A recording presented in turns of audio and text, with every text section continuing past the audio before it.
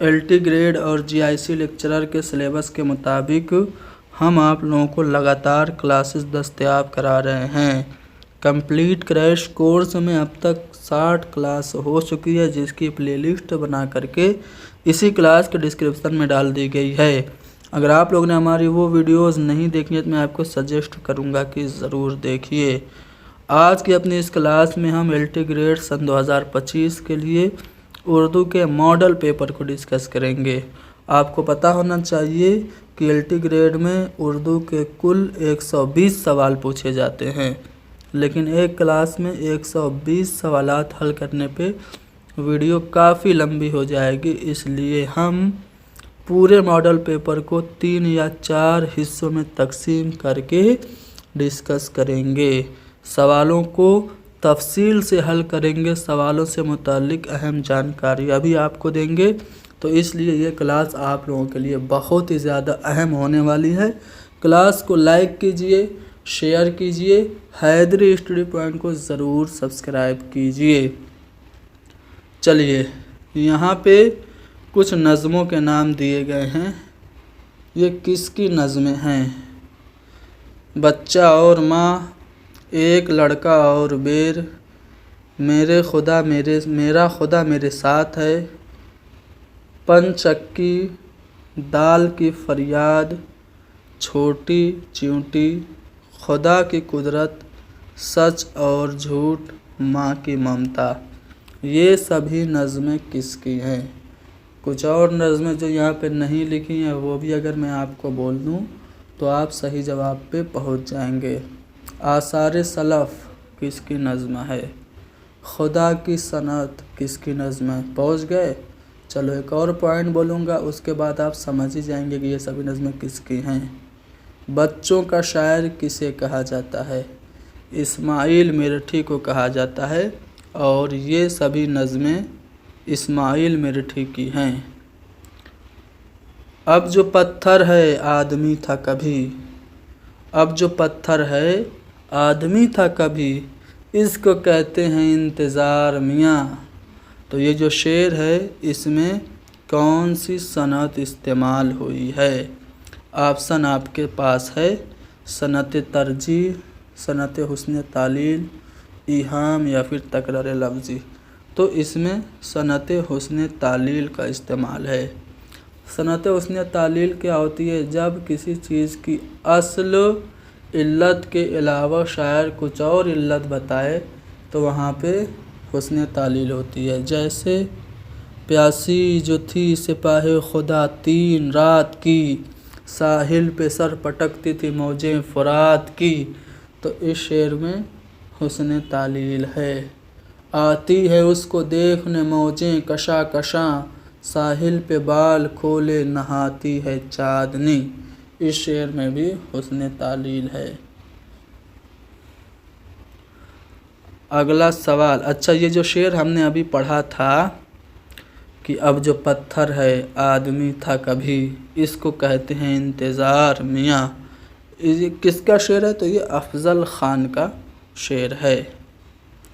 इस दबिस्तान में शायरी ऐशो निशात का तज़किरा मिलता है। किस दबिस्तान की शायरी में ऐशो निशात, फहिश नगारी और ख़ारजियत, तसन्नु और बनावट, मुबालगा आराई देखने को मिलती है? तो दबिस्तान लखनऊ में। दबिस्तान लखनऊ के नुमाइंदा शायरों में नासिख और मुसाफ़ी, अमीर मीनाई, मुनीर शिकोहाबादी, अनीसो दबीर, ख्वाजा हैदर अली आतिश, ये सब हैं। ठीक है, तो इनके यहाँ ऐशो निशात का तज़किरा मिलता है।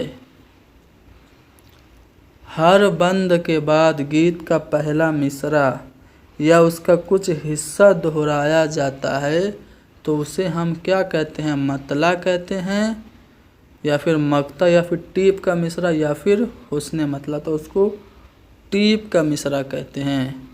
जब कई बंदों पे मुश्तमिल कोई नज़्म गीत हो और उसमें एक मिसरा हर बंद के बाद रिपीट हो तो उसको ٹیپ کا مصرع کہتے ہیں۔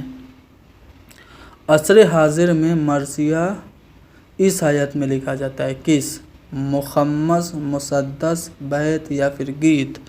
تو دیکھیے مرثیہ کو مسدس کی حیت کس نے عطا کی؟ سودا نے۔ تب سے مرثیہ مسدس کی حیت میں ہی لکھا جاتا ہے۔ تو مرثیہ مسدس کی حیت میں۔ اچھا، مرثیہ کے اجزائے ترکیبی کس نے متعین کیے؟ میر ضمیر نے۔ ایک سوال میں آپ لوگوں سے پوچھ رہا ہوں، اس کا جواب دیں گے کمنٹ میں۔ کس کا قول ہے کہ اگر میر ضمیر نہ ہوتے تو نہ انیس ہوتے نہ دبیر ہوتے؟ کس کا قول ہے؟ مسعود حسن رضوی ادیب کا قول ہے۔ تو مسدس کی حیت مرثیہ کو سودا نے عطا کی، اس کے اجزائے ترکیبی میر ضمیر نے متعین کیے، اور جدید مرثیے کی داغ بیل جوش ملیح آبادی نے ڈالی، اور انہوں نے جو جدید مرثیہ لکھا، پہلا جو جدید مرثیہ جس سے داغ بیل پڑی جدید مرثیہ کی، اس کا نام تھا آواز حق۔ حسین اور انقلاب کے نام سے بھی جوش کا ایک مشہور مرثیہ ہے۔ اس کی بنیاد ہندی بحروں یعنی چھندوں پر رکھی جاتی ہے۔ کس کی؟ نظم کی، غزل کی، رباعی کی یا پھر گیت کی؟ تو گیت کی بنیاد ہندی بحروں یعنی چھندوں پر رکھی جاتی ہے۔ یہاں پہ ایک بیان ہے کہ شعر کی تنقید میں باقاعدہ اصول بنانا تلوار کی دھار پر چلنا ہے۔ تو یہ جو قول ہے کس کا ہے؟ تو یہ جو قول ہے گیان چند جین کا ہے۔ آپشن 4 صحیح ہوگا۔ حسرت موہانی کے شعری مجموعے کا کیا نام ہے؟ قید فرنگ، یہ حسرت موہانی کے شعری مجموعے کا نام ہے۔ اردو معلیٰ کے نام سے انہوں نے ایک رسالہ 1903 میں علی گڑھ سے نکالا تھا۔ یہ مجاہد آزادی تھے اور انہوں نے 3 بار جیل جانا پڑا ان کو جنگ آزادی میں شامل ہونے کی وجہ سے۔ سرود زندگی کس کا شعری مجموعہ ہے؟ نشاط روح اور سرود زندگی، یہ دونوں اصغر گونڈوی کے شعری مجموعے ہیں۔ اصغر گونڈوی کے دیگر شعری مجموعوں 2 ہی تو شعری مجموعے ہیں، سرود زندگی دوسرا ہے اور پہلا ہے نشاط روح۔ اصغر گونڈوی کا جو دوسرا شعری مجموعہ ہے سرود زندگی، جو آپ سے پوچھا ہے کب شائع ہوا تھا؟ 1934 میں۔ رسالہ مخزن کس سن میں جاری ہوا؟ دیکھو رسالے کی بات آ گئی ہے تو اردو کا جو پہلا رسالہ ہے جامع جہاں نما ہے، پنڈت ہری دت رائے نے نکالا تھا کلکتہ سے۔ کس سن میں نکالا تھا؟ 1922 عیسوی میں۔ اس کے بعد ایک رسالہ محمد حسین آزاد کے والد تھے مولوی محمد باقر، انہوں نے نکالا تھا دلی اردو اخبار۔ بہت دنوں تک دلی اردو اخبار کو اردو کا پہلا اخبار مانا جاتا رہا، لیکن جدید تحقیق کے بعد یہ پتہ چلا کہ نہیں، جامع جہاں نما اردو کا پہلا اخبار ہے۔ تو اس طرح سے بہت سارے اخبار و رسالے نکلے، لیکن یہاں پہ ہم سے رسالہ مخزن کے بارے میں پوچھ رہا ہے تو کس سن میں؟ 1901 عیسوی میں اس کو سر عبد القادر نے لاہور سے جاری کیا تھا۔ ٹھیک ہے، رسالہ مخزن۔ اچھا، ترانہ کس کی رباعیوں کا مجموعہ؟ دیکھو یہ ایک بات یاد رکھنا، ترانہ جو ہے نام ہے، رباعی کا ہی پورا نام ہے ترانہ۔ رباعی کو 2 بیتی بھی کہتے ہیں، لیکن ترانہ کے نام سے رباعیوں کا مجموعہ کس کا ہے؟ یاس یگانہ چنگیزی کا۔ یاس یگانہ چنگیزی کے دیگر مجموعہ کلام میں آیات وجدانی کافی زیادہ اہم ہے۔ اس کے علاوہ نشتر یاس، گنجینہ، کجکول، چراغ سخن اور غالب شکن یہ سب بھی ان کی اہم تصانیف ہیں۔ غالب شکن کے طور سے یا غالب جنگ کے طور سے یہ جانے جاتے ہیں۔ آنکھیں دکھلاتی ہیں تماشا آداب غرض کو پتلیوں کا، تو اس شعر میں کون سی صنعت کا استعمال ہے؟ تو اس میں صنعت ایہام استعمال ہوئی ہے۔ اچھا، ایک کوشچن، ایہام گوئی کے خلاف سب سے پہلے رد عمل کس نے کیا، یا پھر اصلاح زبان کی تحریک میں اولیت کس کو حاصل ہے؟ تو مرزا مظہر جان چانا کو حاصل ہے۔ شیشہ کا آدمی یہ نظم ہے کس کی ہے؟ اختر الایمان کی۔ اختر الایمان کی ایک اور نظم ہے جو کہ کافی زیادہ مشہور ہے، اس کا نام ہے ایک لڑکا۔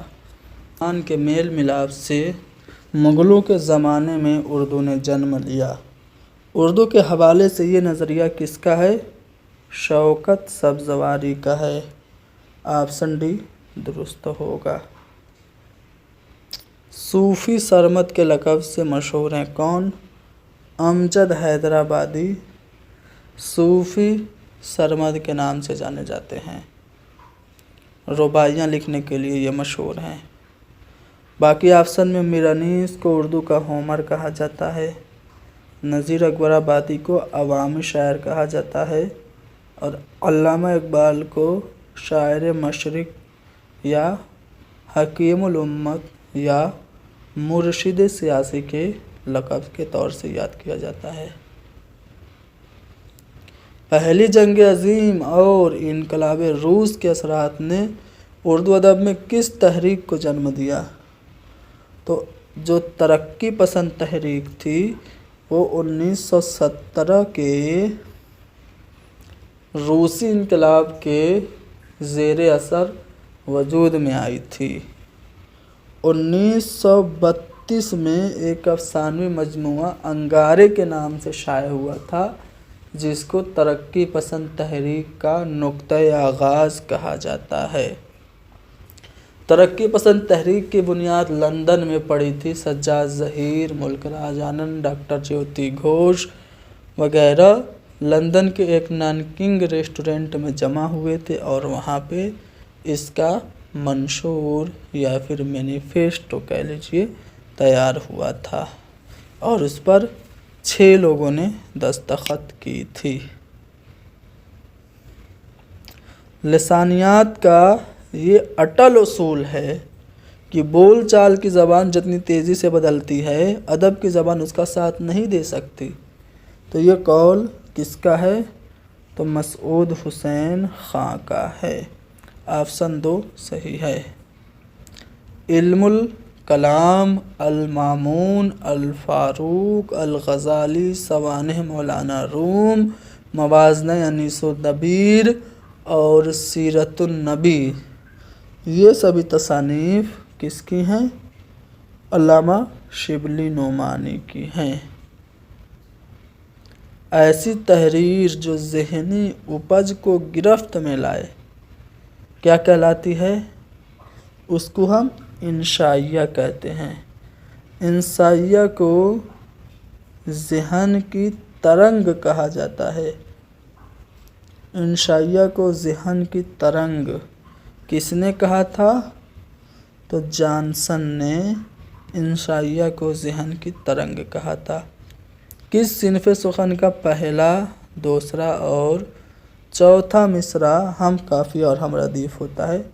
تو رباعی کا پہلا، دوسرا اور چوتھا مصرع ہم قافیہ اور ہم ردیف ہوتا ہے۔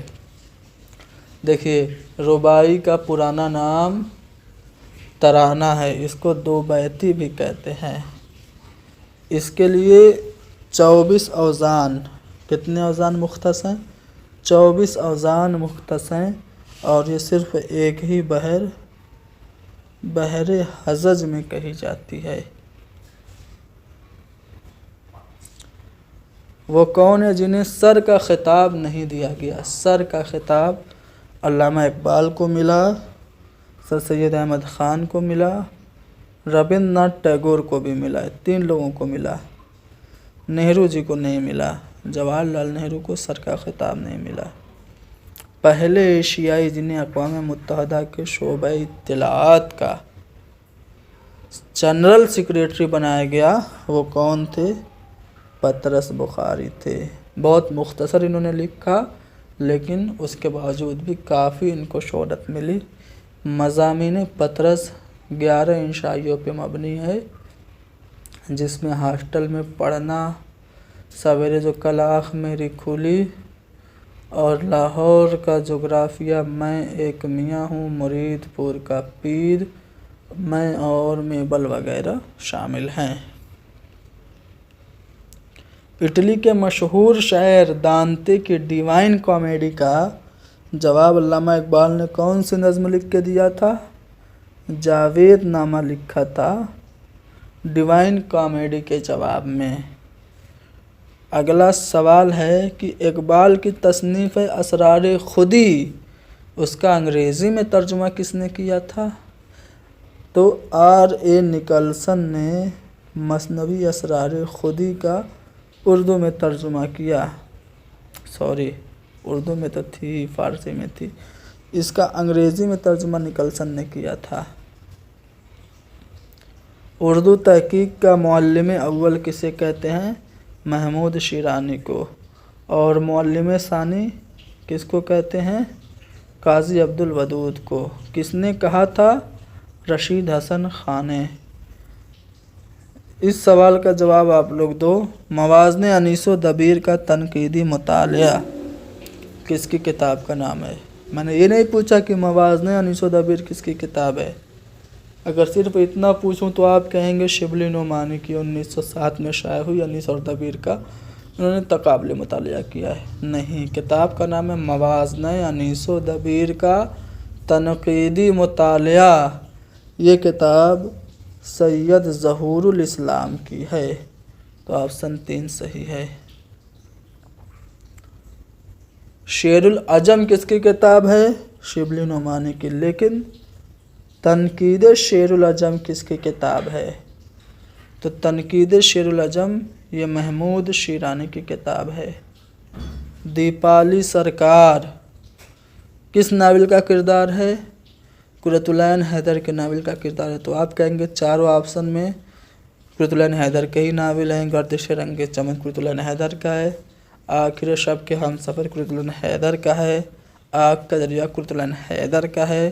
सफ़ीने गम दिल भी कुरतुलैन हैदर का है। लेकिन दीपाली सरकार जो नावल है आखिर शब के हम सफ़र का किरदार है।